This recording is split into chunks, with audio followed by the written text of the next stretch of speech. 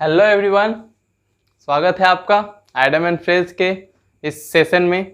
दोस्तों, आपको पता ही है हम लोग प्रीवियस ईयर के कुछ इम्पॉर्टेंट आइडम्स और फ्रेजेस को किए जा रहे हैं लगातार, और फिर से आज कुछ ऐसे ही आइडम्स मैं आपके लिए लेके आया हूं। तो चलिए टाइम वेस्ट नहीं करते हुए देखते हैं आज का हमारा जो आइडम्स है। बिल्कुल एक जैसा 3-4 आइडम्स, लगभग 5 आपको दिख रहे हैं एक जैसे, ठीक है, और सबका लेकिन मतलब अलग अलग है ना। एक साथ डील कर लेते हैं। Man of part, man of spirit, man of straw, man of world, man of word, ठीक है।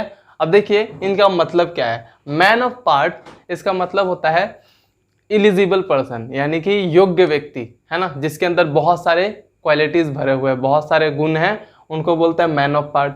उसी तरह से मैन ऑफ स्पिरिट, इसका मतलब होता है कि वैसे लोग जो बहुत ज़्यादा एक्साइटेड होते हैं, ठीक है, यानी कि एक्साइटेड पर्सन, जो बहुत ज़्यादा एक्साइटेड होते हैं, ठीक है, उत्साहपूर्ण होते हैं। उसी तरह से मैन ऑफ स्ट्रॉ का मतलब होता है वीक पर्सन, कमजोर व्यक्ति, ठीक है, कमजोर व्यक्ति।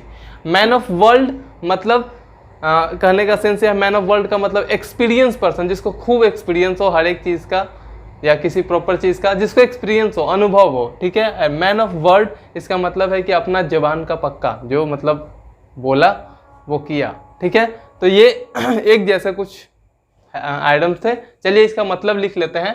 मैन ऑफ पार्ट, जिसका मतलब मैंने बताया आपको योग्य व्यक्ति, योग्य व्यक्ति, एलिजिबल पर्सन, या बोलिए कि वैसा पर्सन जिसके अंदर बहुत सारा क्वालिटीज भरा हुआ है, ठीक है। यानी इसको लिखते हैं क्या, man of qualities, man of qualities, यानी जिसके अंदर गुणों की भरमार है, बिल्कुल बहुत सारे गुण है जिसके अंदर, ठीक है, उसको बोलते हैं मैन ऑफ क्वालिटीज, यानी कि सुयोग्य व्यक्ति, ठीक है। याद रखिएगा, योग्य सुयोग्य एक ही चीज है। नेक्स्ट, मैन ऑफ स्पिरिट, इसका मतलब होता है एक्साइटेड पर्सन। एक्साइटेड पर्सन मतलब उत्साहपूर्ण व्यक्ति, ठीक है, एक्साइटेड पर्सन, ठीक है। मैन ऑफ क्वालिटीज यानी कि man of part, man of spirit यानी कि excited person. Next, man of straw, और इसका मतलब होता है वीक पर्सन, जो कमजोर व्यक्ति, इसका मतलब क्या है, कमजोर व्यक्ति, ठीक है। मैन ऑफ स्ट्रॉ का मतलब होता है, स्ट्रॉ कैसा होता है, बिल्कुल पतला, ठीक है, उससे आप इसको याद रखिएगा, वीक पर्सन, ठीक है, यानी कि कमजोर व्यक्ति। Man of world, man of world तो आप ऐसे याद रख सकते हैं कि वह व्यक्ति जो पूरा दुनिया घूम चुका हो, है ना, जिसको दुनिया का नॉलेज यानी कि अनुभव हो, ठीक है। मैन ऑफ वर्ल्ड का मतलब होता है एक्सपीरियंस पर्सन, एक्सपीरियंस पर्सन, ठीक है, एक्सपीरियंस पर्सन, जिसको अनुभव हो, ठीक है, एक्सपीरियंस पर्सन। चलिए नेक्स्ट है man of word. Man of words का मतलब होता है कि वह व्यक्ति जो सच बोले, ठीक है, जो बोले वो करे, मतलब सच बोले, ठीक है, कहने का सेंस ये है। मैन ऑफ वर्ड्स का मतलब होता है ट्रू टू वंस वर्ड, यानी अपने जवान का पक्का, जो बोलते हैं ना हिंदी में कि जवान का, वह जवान का पक्का है ना, तो उसको बोल सकते हैं ही मैन ऑफ वर्ड, ठीक है। हिज मैन ऑफ वर्ड का मतलब वो अपने जवान का पक्का है, ठीक है। चलिए नेक्स्ट, बिल्कुल एक जैसे थे सारे, तो आप इसको याद रखिएगा। अब यहाँ पे नेक्स्ट है मेयर्स नेस्ट। मेयर बेसिकली पता है क्या होता है, मेयर होता है हॉर्स का फेमिनिन जेंडर है, हॉर्स मतलब घोड़ा, और उसका फेमिनिन जेंडर है मेयर, यानी कि घोड़ी, ठीक है। मेयर्स नेस्ट, नेस्ट मतलब तो घोंसला होता है, पक्षी का घोंसला, तो एक दूसरे से ये मेल नहीं खा रहा। अगर कोई बोले घोड़ी का घोंसला, तो बिल्कुल ये कोई तालमेल वाली बात नहीं है। तो इसका मतलब भी कुछ ऐसा है, इसका मतलब है, मतलब जो झूठी अफवाह होती है ना, बेसिकली उसको बोलते हैं मेयर्स नेस्ट। मेयर्स नेस्ट मतलब झूठी अफवाह, झूठी बात जो बिल्कुल फैल गई है ना, उसको बोलते हैं मेयर्स नेस्ट। मेयर्स नेस्ट, ठीक है। मेयर्स नेस्ट मतलब झूठा या अफवाह, या जो बोले इसको लिखते हैं फॉल्स इन्वेंशन। फॉल्स इन्वेंशन मतलब, है ना, झूठ जिसमें बसा हुआ हो, झूठ के बुनियाद पे जो बसा हुआ हो, ठीक है, मेयर्स नेस्ट। चलिए नेक्स्ट, इंपॉर्टेंट है, ये पूछा भी गया है कई बार। To mind one's P's and Q's. To mind one's P and Q's मतलब किसी के हर एक छोटी छोटी बात का ध्यान रखना। एक्चुअली इसका मतलब क्या है कि शिष्टाचार का पूरा ध्यान रखना, ठीक है। To mind one's P's and Q's का मतलब होता है शिष्टाचार का पूरा ध्यान रखना, शिष्टाचार का पूरा ध्यान रखना, ठीक है। इसका मतलब लिख लेते हैं, taking care of behaviour, taking care of behaviour, यानी कि शिष्टाचार का ख्याल रखना, छोटी छोटी बात का ख्याल रखना पूरा तरह से, कंप्लीटली। कंप्लीटली जोड़ देते हैं, taking care of behaviour completely, completely. ठीक है, याद रखिएगा इसको, इंपॉर्टेंट है। और नेक्स्ट है मिस द बीट।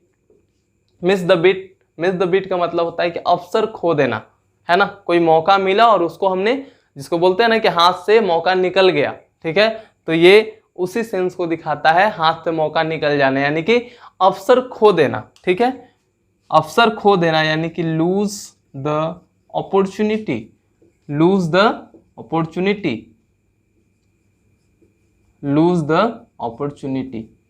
ठीक है, लूज द अपॉर्चुनिटी का मतलब क्या हुआ, अवसर खो देना। मिस द बीट उसके लिए आइटम्स है। ठीक है, तो देखिए ये कुछ थे, और भी कुछ वर्ड्स देखते हैं ऐसे ही। नेक्स्ट आइटम है हमारा, देखिए मदर विट। मदर विट का मतलब होता है कॉमन सेंस। कॉमन सेंस हर किसी के अंदर होता है, और जो कि जनरली हम लोग अपनी माँ से ही तो सीखते हैं, घर में ही सीखते हैं। ठीक है, मदर विट का मतलब क्या होता है, कॉमन सेंस। आसान है काफ़ी, कोई इसमें ये नहीं है, बिल्कुल याद रखना है इसको। मदर विट का मतलब होता है कॉमन सेंस, कॉमन सेंस। ठीक है, विट का मतलब सेंस ही होता है, बुद्धि, सेंस, है ना। तो कॉमन सेंस, मदर विट। ठीक है, चलिए नेक्स्ट है हमारा move heaven and earth. Move heaven and earth, Hindi में आप सबने एक कहावत सुना होगा, आकाश पाताल एक करना। आकाश पाताल एक करने का मतलब क्या होता है कि जी तोड़ मेहनत करना, बहुत ज़्यादा कोशिश करना, है ना। तो उसका यहाँ भी वही सेंस है। ठीक है, मूव हेवन एंड अर्थ, इसका मतलब क्या है, अपना बिल्कुल, जो बोलते हैं ना कि अपना 100% दे देना, मतलब पूरी तरह से जी तोड़ कोशिश करना, अपना 100% अपने पूरी जान लगा के मेहनत करना, यही इसका सेंस है। मूव हेवन एंड अर्थ का मतलब होता है पूरी तरह से, मतलब अपना 100% दे के मेहनत करना, कोशिश करना।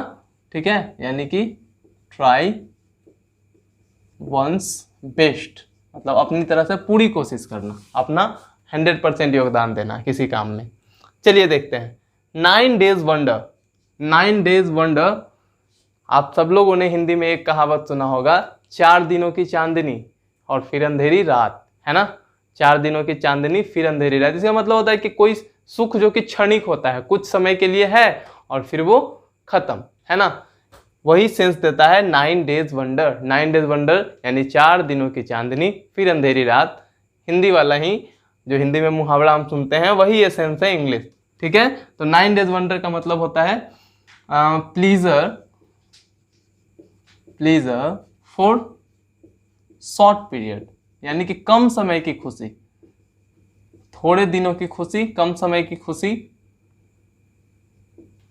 इसका सेंस होता है। ठीक है, प्लीजर फॉर शॉर्ट पीरियड यानी कि कुछ दिनों की खुशी, कुछ समय की खुशी, है ना, ये सेंस देता है हमारा। नेक्स्ट देखिए null and void. Null and void, इसका मतलब होता है बेकार। ठीक है, क्या मतलब होता है, बेकार, बेकार। ठीक है, बेकार यानी कि इनइफेक्टिव, इनइफेक्टिव, जिसका कोई इफेक्ट नहीं हो, मतलब कोई इफेक्ट ना डाल पाए, यानी कि बेकार। ठीक है, नल एंड वॉइड मतलब बेकार। चलिए नेक्स्ट ऑयली टंग। ऑयली टंग, है ना, ऑयली तो खाना होता है, ऑयली टंग कहाँ से आ गया। तो ऑयली टंग बेसिकली क्या है ना, कि जो हम लोग चापलूसी करते हैं किसी की, उसको बोलते हैं ऑयली टंग। ऑयली टंग का मतलब बेसिकली होता है खुशामद करना किसी की, चापलूसी करना। इन इंग्लिश इसको लिखते हैं flattering word, flattering word. Flatter का मतलब ही होता है चापलूसी करना। ठीक है, तो चापलूसी भरी जो भाषा हम बोलते हैं ना, उसको बोलते हैं ऑयली टंग, यानी कि चापलूसी करना बोल सकते हैं हिंदी में, या फिर बोल सकते हैं फ्लैटरिंग करना, इंग्लिश में बोल सकते हैं, है ना, एक ही सेंस है। खुशामद करना भी बोलते हैं इसको। चलिए देखिए next once for all. Once for all का मतलब होता है आखिरी बार, अंतिम बार। ठीक है, एट लास्ट, यानी कि आखिरी बार, अंतिम बार, इसका सेंस होता है once for all. Once for all यानी कि आखिरी बार, अंतिम बार, है ना, लास्ट में, अंतिम में एक बार। चलिए ओपन क्वेश्चन। ओपन क्वेश्चन का मतलब क्या होता है, जब हम लोग ग्रामर पढ़ते हैं, टाइम एंड टेंस पढ़ते हैं, तो उसमें आता है close interrogative, open interrogative. Interrogative का मतलब होता है क्वेश्चन मार्क, क्वेश्चन जो पूछा जाता है वैसा सेंटेंस। तो ओपन क्वेश्चन का मतलब कुछ ऐसा ही है कि ऐसा क्वेश्चन जिसके एक से ज़्यादा आंसर हो। ठीक है, वहाँ पे भी यही सेंस होता है बेसिकली। ओपन इंटरोगेटिव का मतलब होता है कि कोई क्वेश्चन पूछने के बाद उसका कुछ भी जवाब आ सकता है। तो छोड़िए वो उन बातों को, यहाँ देखते हैं ओपन क्वेश्चन का मतलब क्या है। ऐसा क्वेश्चन जिसके एक से ज़्यादा आंसर हो। ठीक है, लिख लेते हैं अ क्वेश्चन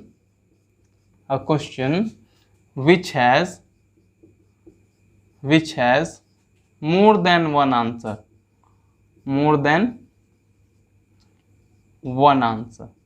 यानी कि ऐसा क्वेश्चन जिससे एक से ज़्यादा आंसर हो। ठीक है, ऐसा क्वेश्चन जिनके एक से ज़्यादा आंसर हो। तो ये था हमारा लास्ट।